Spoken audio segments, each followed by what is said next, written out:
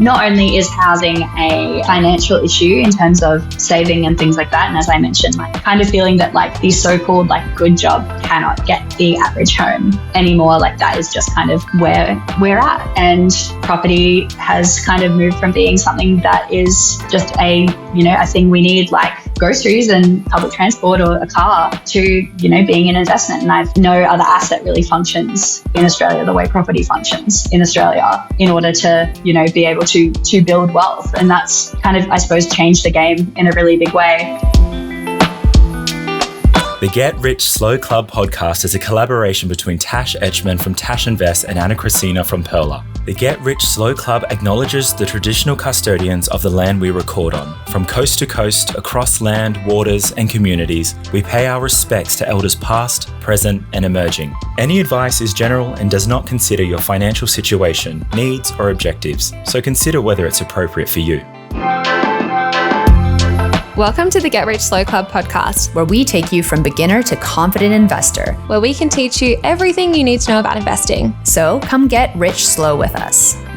In today's episode, Em shared their personal money journey, the challenges of buying property as a young person today, and the key issue missing from the housing conversation. Thank you so much for joining us, Em. I'm so excited for today's chat, but first, money wins, money losses. Do you want to go first, Em? Sure. Thank you for having me. I would say my money win at the moment is I have been catching the train to work since the start of the year, which has been really good for my step count because I live a decent amount away from the train. And it was free in Perth until just recently, but I'm still saving quite a lot of money in not driving to work and being stuck on the freeway. So yeah, time and financial win, I would say. Yeah, fun that it's free, and then also building the habit where you're like, actually, the train's not so bad now that I regularly do it. Totally. And I think it's going to be half price now after the election, except not for a while, but still good. That's exciting. That's good. Meanwhile, Tash and I were complaining about the Mikey and the Melbourne transit system earlier today. Steal that one for my money loss. In Melbourne, you have to buy a Mikey every time you forget your original Mikey. You can't buy a single ticket at all, and a Mikey costs $6. So every time I forget my Mikey, I have to pay an extra $6 plus the train fare, which is just ridiculous. And I know it's my fault for forgetting, but I'm a bit overpaying $11 for the train. And they expire, which is crazy, but you can get your money back if they expire. But nonetheless, yeah, Tash and I were going off about that. That's going to be my loss. What's yours, Anna? Mine is, I guess, a win. I bought very expensive tickets to Europe, but I was using the cashback. Like I was going through the cashback site so that I could get a percentage back. But when I went to log into my cashback to see if it got logged, it didn't. So it showed that I went on the site multiple times, but it didn't actually capture my purchase. And because it was like over $8,000 flights, Europe, very expensive for a family of four, I really wanted that to be caught. You can just upload the receipt of what you purchased and they'll actually apply it for you. So I thought that was a great process. I got an email being like, don't worry, we've applied it. You'll see it in whatever, 90 days or whatever their timeline is to make sure that you didn't ask for a refund. But for anyone who may have missed out on a sale, you can do that with cashback. So perfect. I love that. Yeah. Love that. I just did that for my Duolingo streak, which is not the same as the flight to Europe, but I did email the Duolingo owl and say, please reignite my streak because they went down for maintenance. Always send the email. Yeah, I always forget that you can email for so many different things. Yeah. Make it happen. Yay. Em and I met on TikTok, actually, I guess you could say, a little while ago because there was some fun things happening in that space around housing affordability and the conversation around young people and housing and whether or not they're working hard enough, a whole conversation to have around empathy there as well. But I reached out to Em asking if they wanted to come on and chat about their money story and their journey with finances. We can touch on that too. But to start off with, what were your initial money memories, or what were your parents like with money? Yeah, I think when I was growing up, I was really grateful to have so much education and access to education, being able to ask really good questions. And I really credit that to my mum, who is just amazing. And, she became a single mum with us, me and my sister, while we were growing up. And she really took the reins financially and, built a really good life for herself, worked so hard.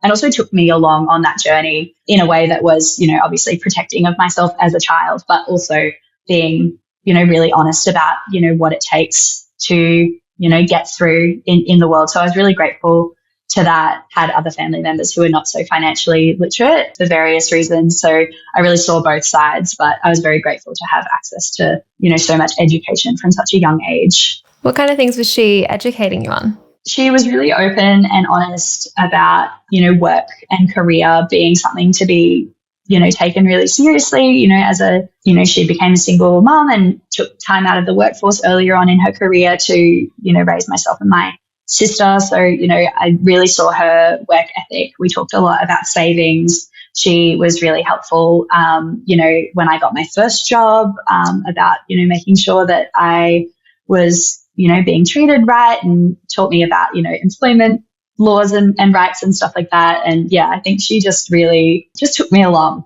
every step of the way. But yeah, I felt like I really had a solid foundation about budgeting and saving and stuff by the time I moved out to go to uni. Yeah. And now I feel like I have flipped the tables a bit, and I'm talking to her about different things now with everything I've learned along the way. But yeah, we just keep an open dialogue, which is really nice. Yeah, it's awesome just how talking about money can make such a difference. Even if you're learning along the way still, you're discussing mistakes or things that have gone wrong. It's just so valuable to be able to have those open conversations with someone. Yeah, just removing that stigma. And, I have listened to your podcast and heard so many people say they didn't talk about money growing up. And I think I can really see the difference there. Yeah. What was your first job?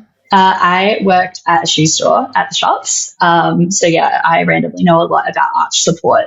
And yeah, I had a lot of, I feel like, when you work for odd jobs through uni, you pick up so many random skills. And so, I worked at an optometrist, so I know a lot about eye health, and I used to be a vote counter for the elections, so I know a lot about the electoral process. I did that as well for a little while. Yeah, I feel like it really opens, I can explain preferential voting amazingly now. And then I also had a internship at the tax office. So I learned a lot about tax and super and things like that from the teams I was put in. And yeah, I got put on the phones during COVID. So I'll never have to call the ATO again because I learned all the scripts. Perfect. That's a great life hack. How did you decide what did you study at uni, and how did you decide to do that? I did a Bachelor of Fine Arts in Creative and Professional Writing. And at the same time, I did a Bachelor of Business in Public Relations. So really focused on like strategic communication. I loved writing when I was a kid, and I still write quite a lot, but a lot more nonfiction now. And so, yeah, that's what I did. And I worked for my student newspaper when I was working through, and I was really involved in my university advocacy issues. And yeah, I think uni life was just so good in terms of setting me up for what I've got now. I think similarly what you were saying, you were learning a lot about finances, and then you were talking to your mom about that. Having those open dialogues and conversations of learning from each other is really, really important. And I think that sometimes certain industries or areas of education get made fun of. My partner always kind of laughs at me. It's like, oh, you only have an arts degree. And it's like, yeah, well, I'm not an engineer, but I'm also doing important and powerful stuff. It doesn't mean that my work is devalued. And we see this quite a bit in society as well. So what happened after your degree? So you got a degree. I know we're going to talk about your money story and where you are now. I'd love to hear that part. Yeah, totally. Well, now I've moved state. So I grew up in Queensland and I now live in WA. Why did you move from Queensland to Perth? I feel like it's the other way around, where everyone in Perth wants to leave Perth. I know. I just wanted to try something different. I loved Perth when I visited, and, it was as good as any. And yeah, maybe if COVID didn't happen, I would have wanted to move to Melbourne, but it was, so up in the air around that time. And yeah, now I really love Perth, and yeah, I think it's a really great place to live. But yeah, definitely so many people leave Perth, but I'm happy to stay and take that place. I miss Perth. I want to go back eventually, but yeah, it's so far away for now. How did finances fit into that decision? So you just graduated uni. Did you have a job in Brisbane? I was working remotely at the university I work at now because I was supporting I got a job initially supporting international students who had been caught offshore with, I don't know if you remember, there was a lot of student visa dramas in 2022. And so people were getting visas at strange times after the semester started. And I was basically an online concierge so that they could talk to a person and, who understood that they were going through some, tough times with their visa and they didn't have all the answers.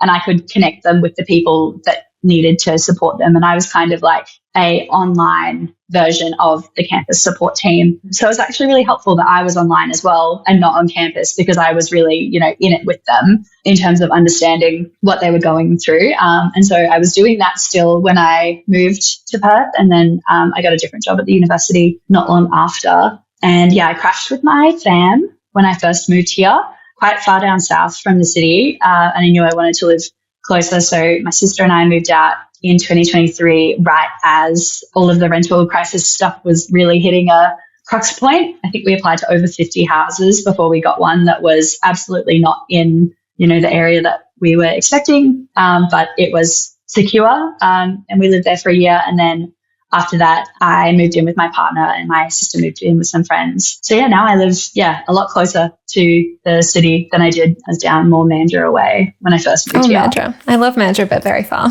It's beautiful, but very far. Yes. So my grandparents live there. And it's kind of like the retirement place, we think of it as, for anyone who doesn't know Perth very well, but still lovely. Yeah. I love that you give me context. It's a very long city. Yes. Yeah, that's all I can say to people online. How much do you earn at your job now?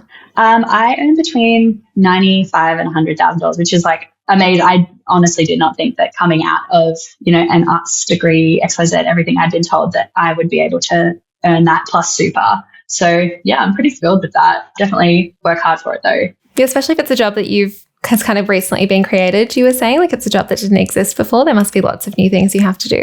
Yeah, totally. And I think it's obviously every job has particular skills that you need, but I think those skills of, critical thinking and being able to forecast and anticipate needs of staff and students. Yeah, kind of a perfect storm with everything that I had learned up until that point. So pretty happy with how that's all working out. Amazing. I'd love some more of like the nitty gritty finance details if you're happy to share, like your HEXTA, your super, if you invest. Do you invest? Yeah.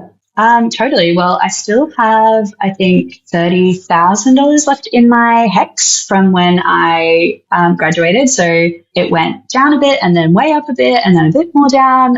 So I think that I've maybe paid off about $6,000 of that with all of the indexing coming out of it. But I'm also at the start of paying it back. So I'm not too worried about it. And I know, it just takes time. I mentioned that I worked in public service and higher education. So shout out to my union who have organised some really fantastic deals with super.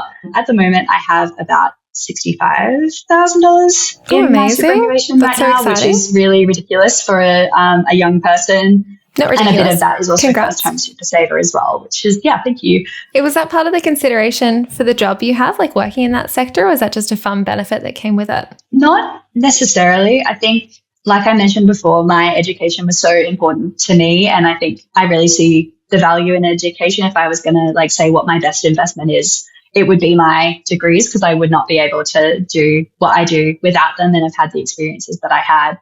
So I think it's really important. Higher education has always been a massive value for me, and education in general as something that can change people's lives, particularly people from, more diverse backgrounds. So that was something that was really passionate to me. And I don't think I necessarily knew about the super guarantee until it started happening. And I was like, whoa, that's wild. Tell me a bit more about the first home super saver scheme as well. When did you decide to use that? I think I've been doing that for maybe 2 years and little bits. I suppose I have always wanted to just have a space of my own that is not a rental and not subject to I would love to put some art on the walls and feel safe and secure. And I've moved around a lot in my life. So I think I've lived in about 20 different homes over the course of my life. So, would love to, that would be my main reasoning for wanting to not rent anymore, as well as, the security that comes with that. So, I've just been kind of working towards that slowly. I have not done a determination, but I would assume it's around somewhere like the 10-ish K mark. So deduct that from the total balance, but, still higher than average, I suppose. Yeah. So for context, First Home Super Saver Scheme, for people who are listening, is something that you can do through your super fund, and it's a government scheme to look into. I also used it for our first home here.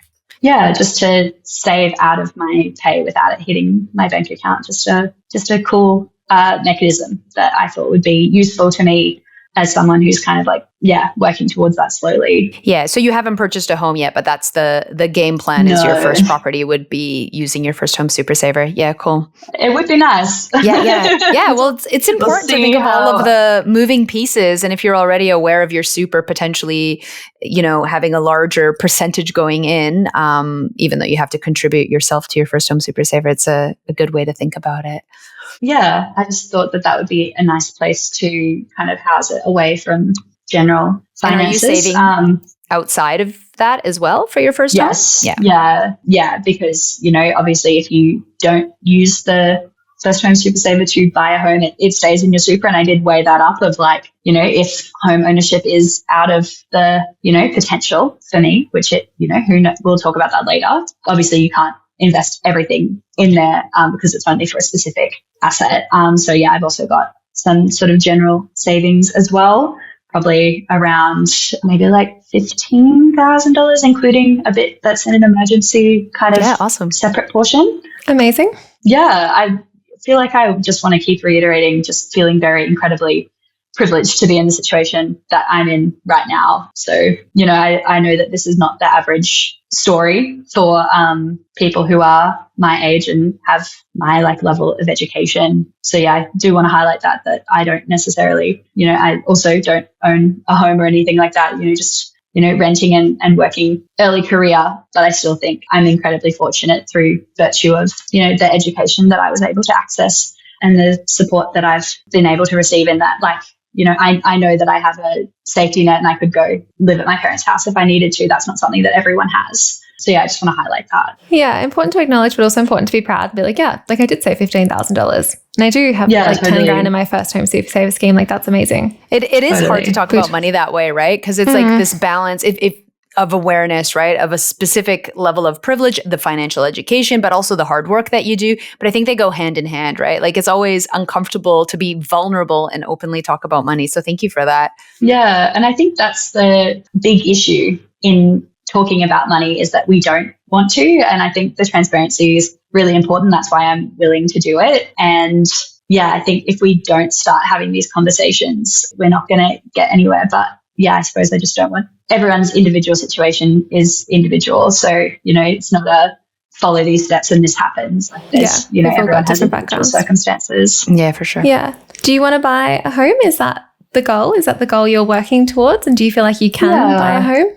I think that is probably the number one thing that I would be interested in, not as necessarily I don't want to buy an investment property personally, but I just, would like to buy somewhere to live and get out of the rental cycle. I think most people would. And how are you feeling about that at the moment? If you got a timeline where you're yes, I'm going to buy in 2 years, I'm going to buy in 5 years, how are you going with that? I would love to have a timeline. I feel like things are definitely a bit tense right now, given everything that's going on in the Australian housing market. You just kind of watch and watch and watch. At the moment, I think looking at everything, I've got saved kind of on track for one of those 5% style loans, but obviously also weighing up what the repayments would be, not wanting to be in, any kind of mortgage stress because I would want it to be sustainable.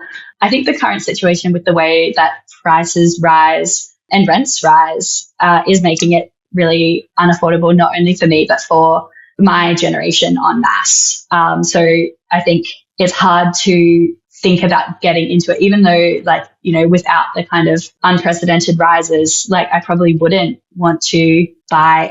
I wouldn't want to feel like the pressure's on, but it kind of feels like it's just spiraling out of control in a way that myself and a lot of other young people just think I don't have any idea how I could make that work. And then, if you look at all of the schemes and the ways to make it kind of more accessible of, first home super saver and stamp duty exemptions and things like that, the average price for that to get a stamp duty exemption in Perth is $450,000. And it is hard to find, stuff within that. And even, the listings that come up that are 350, 400 often sell for much more than that because there's not a lot of transparency. So it's kind of hard to visualize is my answer. I would like to. And, you save and save. And I think some Australia Institute data came out this week saying the way that the average deposit and the average savings for a deposit are rising is just like keeping people out in a really big way. Yeah, not super rosy, I would say. I feel hopeful that it's something that will eventually be in my future, but it is something that feels hard to visualize in the current set of circumstances that we have. Not to mention people just trying to afford to pay rent, which continues to rise at massive rates as well. Yeah. I feel like that doesn't really answer your question. I'm sorry. No, that's okay, because it's like what's happening right now. It's a hard one. Like, it's not black and white. It's hard to be like, yes, I'm going to buy a home tomorrow. It's not like buying, I don't know, going to the shops and buying groceries. It's not like, yes, I'm definitely going to do that. Like, it depends on so many factors. And it, like, I can see how it would feel really disheartening as well when things are changing and things are rising so quickly. I was really lucky because I bought my apartment back when I lived in Perth in 2020, and it was $295,000, and there was no one really competing for it. Like, it was a completely different market to what it is now. So it is quite a tough situation to be in when it feels like things keep spiraling. Yeah, and the goalposts keep changing, right? So you're hoping maybe to purchase, but who knows what happens at that time and so forth. It is hard, but it's nice to have those goals. It feels really hard on social media at the moment as well, just kind of how people are responding to younger people wanting to buy homes. I know this is something you've spoken about too. I loved there was something you wrote about that there's a lack of empathy in the housing conversation. What do you mean by that? Yeah, when I shared a video and then I wrote a follow-up article, which I'm happy to share the link with you if you want to put it in the notes or anything like that. But basically, my kind of point coming out of that is I feel like there is a lack of empathy for the current situation for people who are looking to get out of the rental market or have housing security.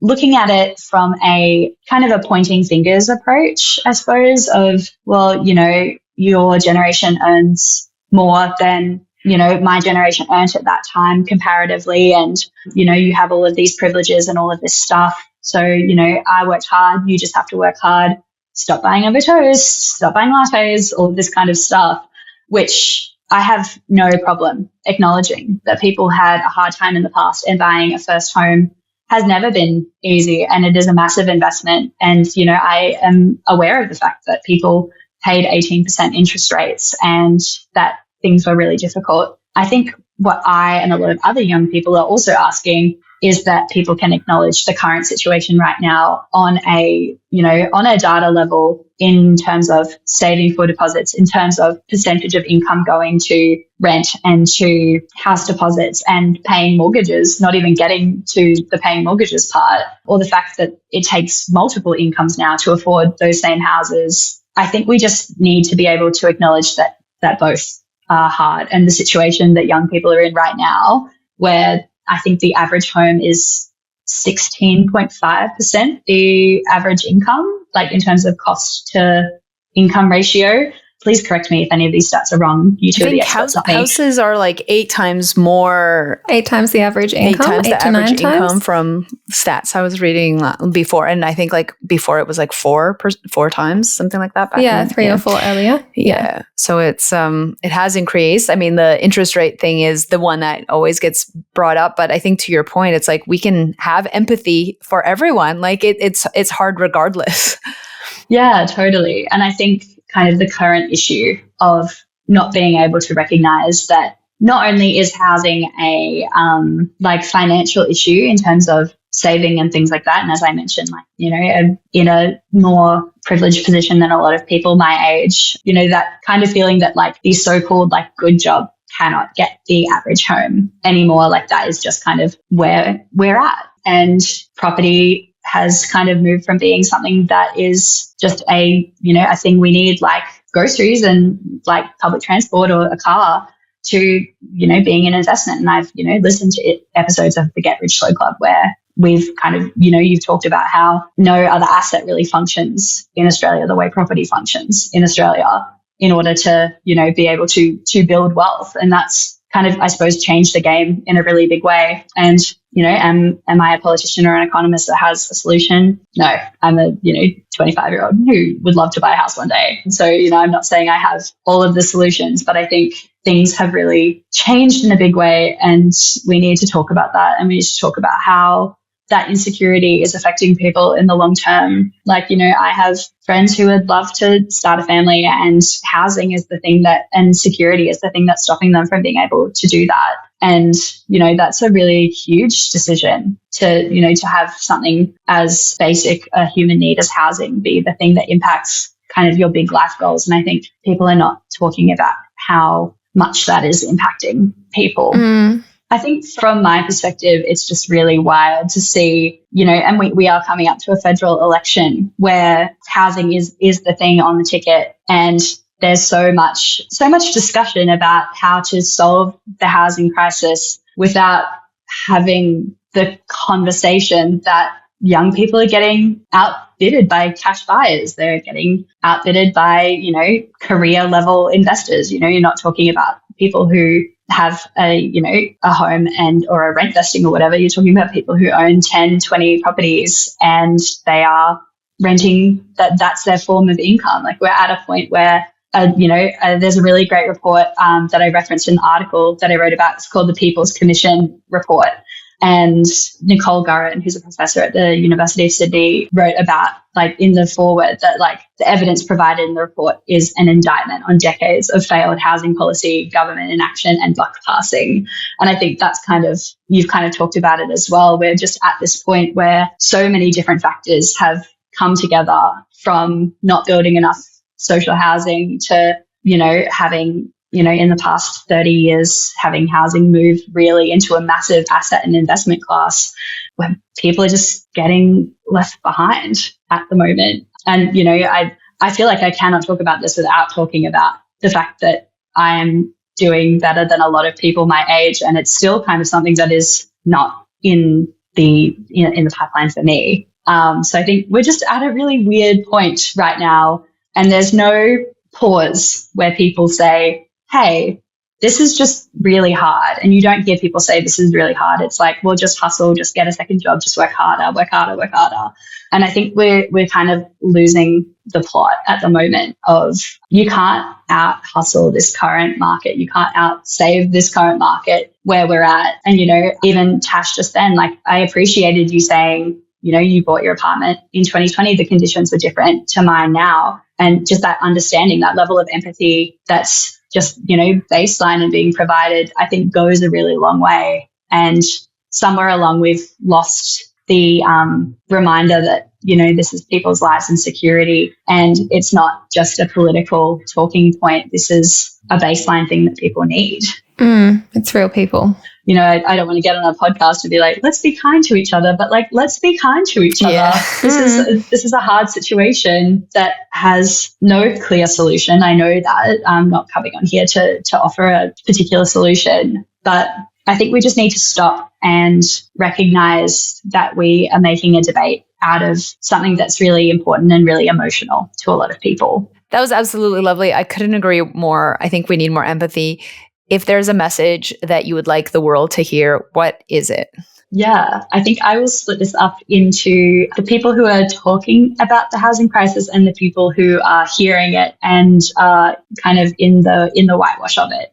So I really want to remind people who are in politics and in the media and, even on podcasts, that when we're talking about finance and housing affordability, particularly in the first home space or getting out of the rental market, I would really love to remind people that this is a hugely emotional issue for people, and security and social support is something that cannot be understated how important it is to people's lives. And I want you to think about that when you are talking in numbers and record property highs, that this is affecting people in a really big way, and that it should not just be a conversation about the market, because there are people who live in those homes. And I think it's really important for us to be sensitive and respectful of the fact that there is cause and effect, and that effect is being felt on a lot of people, particularly young people and particularly people who are not the most privileged in our society.